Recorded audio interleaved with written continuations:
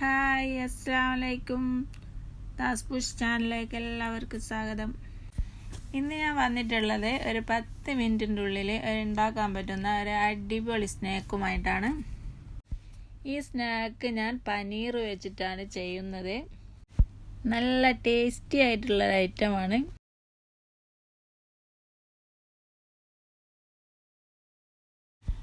അപ്പോൾ നമുക്ക് പനീർ സ്നാക്ക് ഉണ്ടാക്കാൻ വേണ്ടിയിട്ട് ആദ്യം മാവ് കുഴച്ചെടുക്കാം. ഞാനിവിടെ 1.5 കപ്പ് മാവ് എടുത്തിട്ടുണ്ട്. ആവശ്യത്തിനുള്ള ഉപ്പ് ഇട്ട് കൊടുത്തിട്ടുണ്ട്. ഇനി നമുക്ക് കുറേശ്ശെ വെള്ളം ഒഴിച്ച് ഇതൊന്ന് നല്ലോണം കുഴച്ചെടുക്കാം. ഈ മൈദക്ക് പകരം നിങ്ങൾക്ക് ഗോതമ്പ് പൊടിയും എടുക്കാവുന്നതാണ്.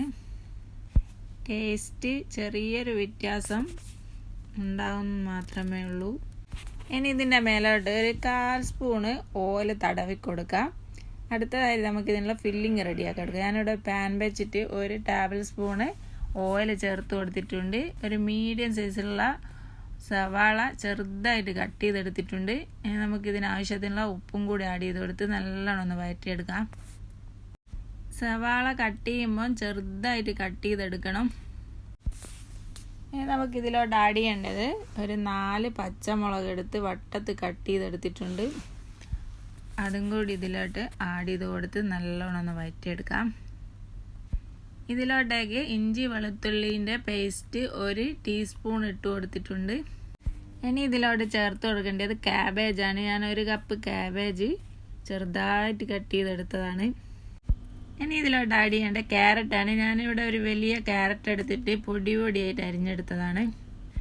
എത്രയും ചെറുതായിട്ട് അരിയാമോ അത്രയും ചെറുതാക്കി നിങ്ങൾ അരിഞ്ഞെടുക്കണം.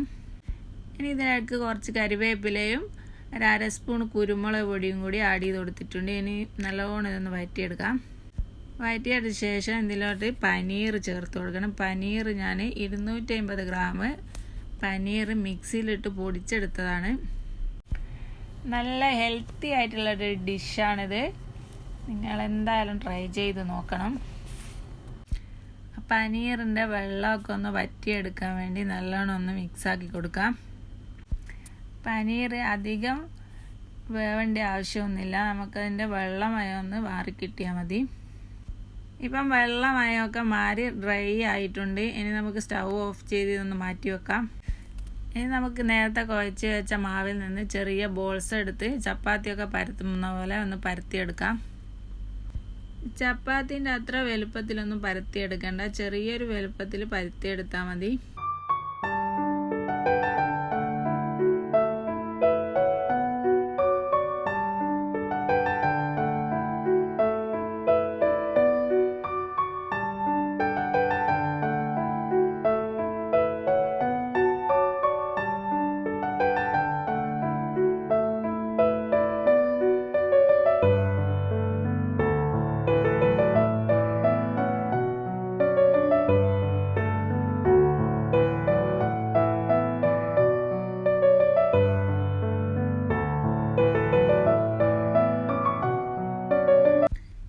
ഇതുപോലെ പരത്തിയെടുക്കാം. ഇനി നമുക്ക് നേരത്തെ തയ്യാറാക്കി വെച്ച ഫില്ലിങ് ഇതിൻ്റെ നടുവിൽ വെച്ച് കൊടുക്കാം. നമുക്കിതിലോട്ട് ആവശ്യത്തിനുള്ള ഫില്ലിങ് വെച്ച് കൊടുക്കാം, റോള് ചെയ്തെടുക്കാൻ പറ്റുന്ന. ഇനി നമുക്ക് ഞാൻ ചെയ്യുന്നത് പോലെ ചുറ്റിനുള്ളത് ഒന്ന് കൂട്ടിയെടുക്കാം. ഫില്ലിംഗ് ഒക്കെ ഉള്ളിലാക്കി കൊടുത്തൊന്ന് റോൾ ചെയ്തെടുക്കാം.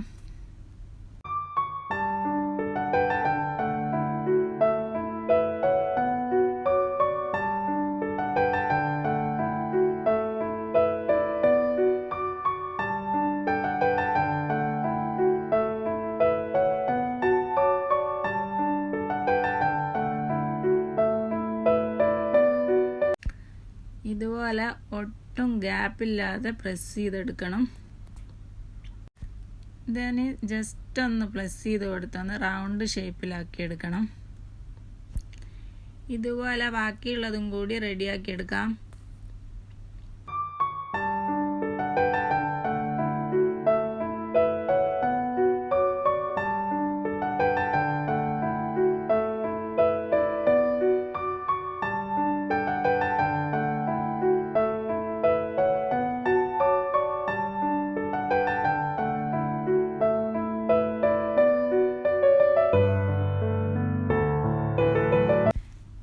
നമുക്ക് ഈ സ്നാക്കൊക്കെ ഒന്ന് ഫ്രൈ ചെയ്തെടുക്കാം. ഞാനിവിടെ ഒരു പാൻ വെച്ചിട്ട് 1.5 സ്പൂൺ ഓയിൽ ഒഴിച്ച് കൊടുത്തിട്ടുണ്ട്. ഇനി നമുക്ക് ഈ സ്നാക്ക് ഒന്ന് ഫ്രൈ ചെയ്തെടുക്കാം.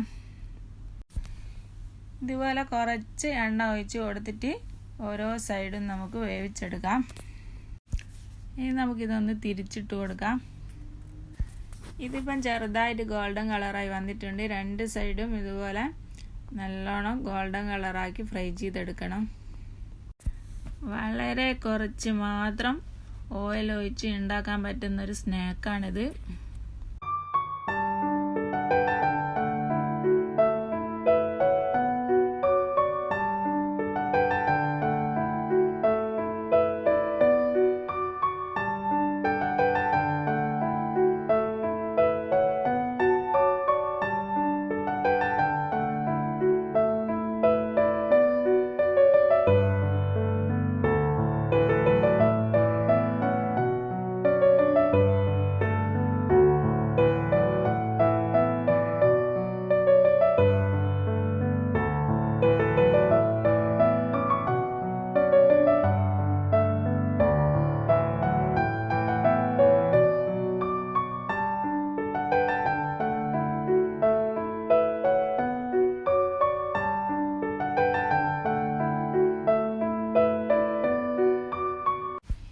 ഈ സ്നാക്കിൻ്റെ സൈഡൊക്കെ ഫ്രൈ ആകാതെ വന്നിട്ടുണ്ടെങ്കിൽ ഇതുപോലെ ചെയ്താൽ മതി.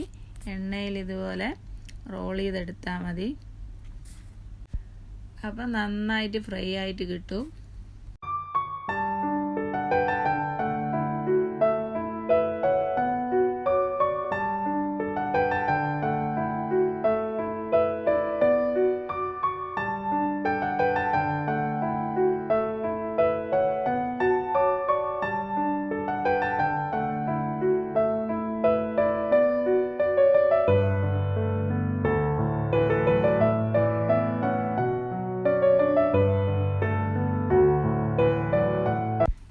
നമുക്ക് ഈ ഫ്രൈ ചെയ്തെടുത്ത സ്നാക്ക് ഒന്ന് പ്ലേറ്റിലോട്ട് മാറ്റി കൊടുത്ത് ബാക്കിയും കൂടിയും ഇതുപോലെ ഫ്രൈ ചെയ്തെടുക്കാം.